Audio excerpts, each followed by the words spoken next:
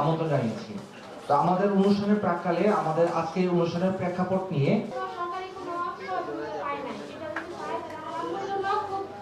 Mymensingh city কর্পোরেশনের দায়িত্ব নেওয়ার পরে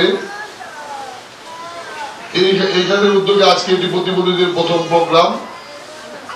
এখানে সুবর্ণ নাগরিক কার্ড যারা আজকে পেয়েছেন, ঈদের আগে টাকা পেয়ে যাবেন যারা, শুধু একটি কথা আপনাদের উদ্দেশ্যে বলার জন্য আপনাদের সাক্ষাৎ করা, এই অর্থটা যেন ওই প্রতিবন্ধী মানুষের পিছনে ব্যয় হয়।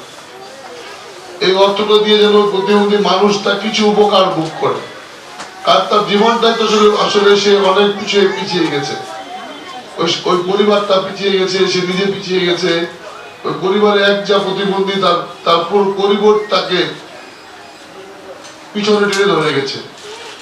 কিন্তু কোনো না কোনো কারণে সৃষ্টিকর্তা কোনো ভালো উদ্দেশ্যে এই কাজটি করেছেন।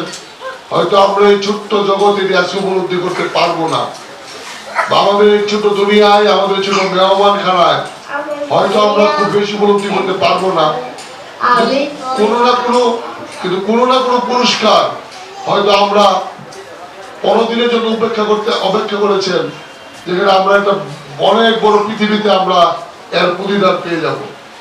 সেইটাকে যদি আমরা ইবাদত মনে করে করি তাহলে আমাদের কষ্ট লাগবে না, যদি আমরা যন্ত্রণা মনে করে করি তাহলে আমাদের বিরক্তের শেষ থাকবে না।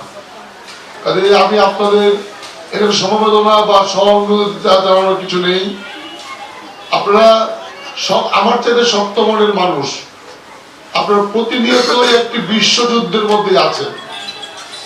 আপনার পরিবারটা, আপনার ওই অসুস্থ সন্তানটি, অসুস্থ পিতা, অসুস্থ মাতাকে ভালো রাখবার জন্য আপনার জীবনের একটি মূল্যবান সময় তার পিছনে ব্যয় করছেন।